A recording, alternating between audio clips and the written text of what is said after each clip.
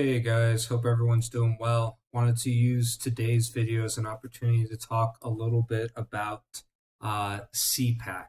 CPAC this year, 2021, and just my general thoughts about how the conference has been going as we are now on day two, today on Saturday, February 27th, 2021. I've been watching and monitoring it, the events, somewhat passively, but got a little stream going on my computer just to keep tabs on what the speakers have been saying. And, I do think that, some of the speakers have kind of kept to what I would consider CPAC's at least relative tradition of, speaking up for conservative and libertarian type principles.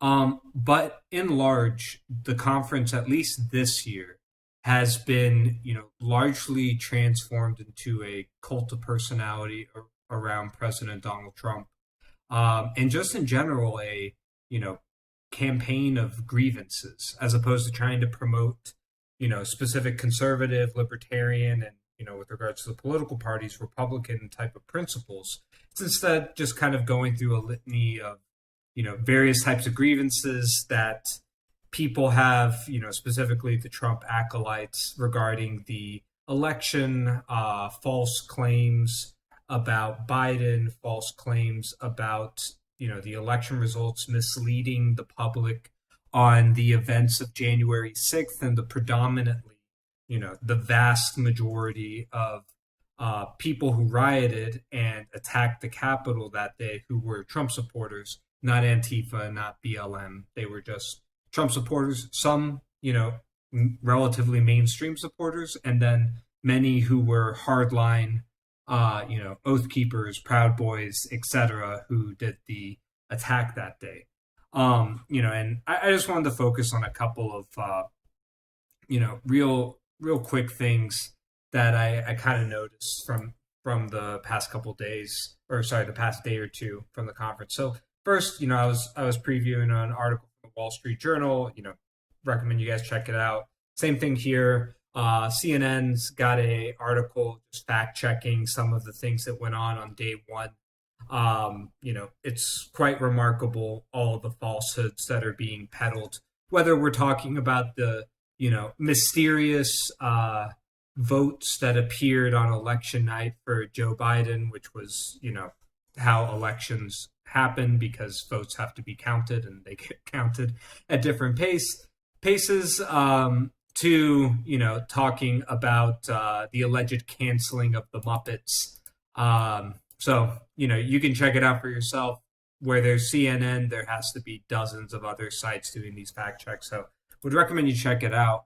But, just kind of like going off this, general theme of being, I don't know, CPAC, almost like the CPAC clown convention of 2021, is just like when you think of when I think of myself as like a conservative, or specifically like a libertarian leaning conservative, I think to myself that one of the most important parts of, being a libertarian conservative and a conservative in general is the protection of of property rights. Like if there is a goal that, one of the main tenets in my book, especially with regard to economics and civil liberties, is that the government should act as a guarantor of private property rights. And, as a result, when a local, a local committee or a local municipality says that they have certain ordinances that businesses and individuals have to follow, again, we are generally speaking states' rights type of, leaning conservatives, believing that states have, more power in the political process and should be able to decide, on their own. And then by extension, those municipalities within those states should have some levity to, basically decide what is best for their specific constituents. And in the case of Orlando, they've decided that, masks should be worn inside generally. And, as a result, hotels like the Hyatt Regency, where CPAC is being held this year in Orlando, has an ordinance there that all guests must wear masks indoors, based on my understanding. I watched yesterday morning the MCs get booed at because they asked, very politely and kind of, I would say, kind of embarrassed, in a very embarrassed type fashion. They asked the guests, like, please put on your masks. We respect property rights as conservatives, and people should put on their masks. I'm paraphrasing, but that was the gist of it. And they got booed. People started yelling freedom and whatever. But, as a conservative or as a libertarian, I think that we should be sad about that because, you go into someone else's home, so to speak, you should be abiding by the rules of that home, especially something that is so well accepted, like mask wearing, in terms of the science and the general popular culture around it, which unfortunately has been eroded through the presidency of Donald Trump, who, as we all know, for most of his presidency and most of the COVID crisis, disavowed the wearing of masks, and his supporters, unfortunately, followed in course. I mean, so there's that. Kind of going in the order of day one, you've got people like Ted Cruz, making jokes about his trip to Cancun.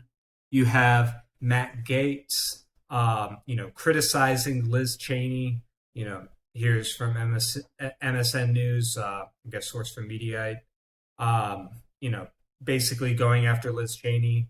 He gave a speech on big tech censorship, and one of the biggest ironies about Matt Gaetz that I think I don't know why it's not talked about a little bit more, and I haven't seen more of it on Twitter.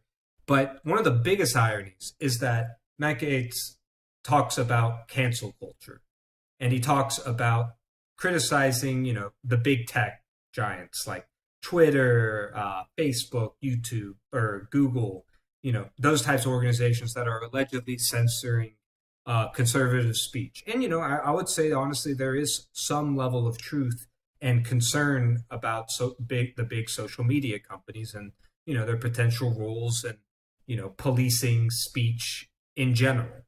But the biggest irony of this all is that then he goes and he uses platforms like Twitter to go and cancel people like Liz Cheney and Adam Kinzinger and other Republicans who, in my opinion, are principled and just speak their minds with regards to, Donald Trump, the future of the Republican Party, focusing on actual principles and ideas as opposed to grievances, and, being an acolyte, bending the knee to a former president who lost the popular vote in 2 elections.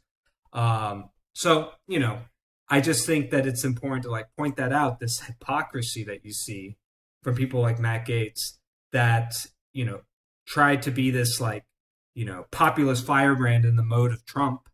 And in reality, they're just being total hypocrites by criticizing the platforms that they use, criticizing cancel culture, and then proceeding to try to cancel people using those same platforms against people who are just really, in my opinion, principled and trying to, lead the party in a better direction.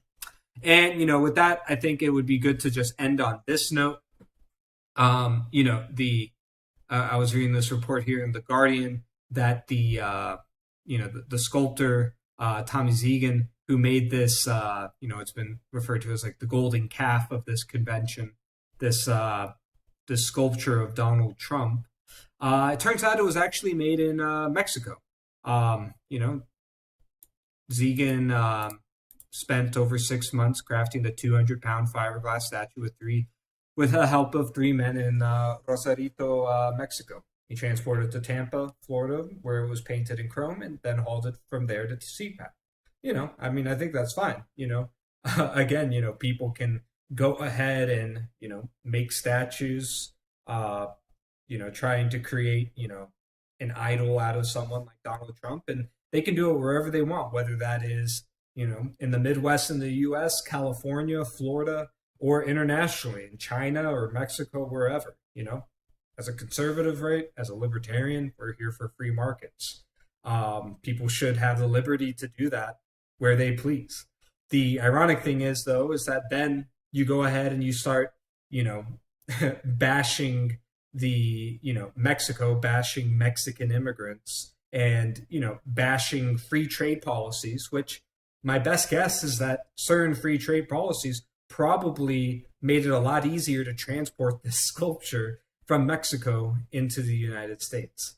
So, I just thought it was important to just use this opportunity, this video, as a chance to point out just some of the hypocrisies that I've unfortunately seen at CPAC. You know, again, this is the direction that the Republican Party has been on and over the past several years, and unfortunately, it has only intensified, it seems like, since Donald Trump has lost. I have hope that the Republican Party will go back to its, libertarian and conservative guiding principles, and away from this kind of cult of personality that has emerged in especially recent years, in the past couple of months in particular. But could be wrong about that. I'll probably do a video at some point on that in the future.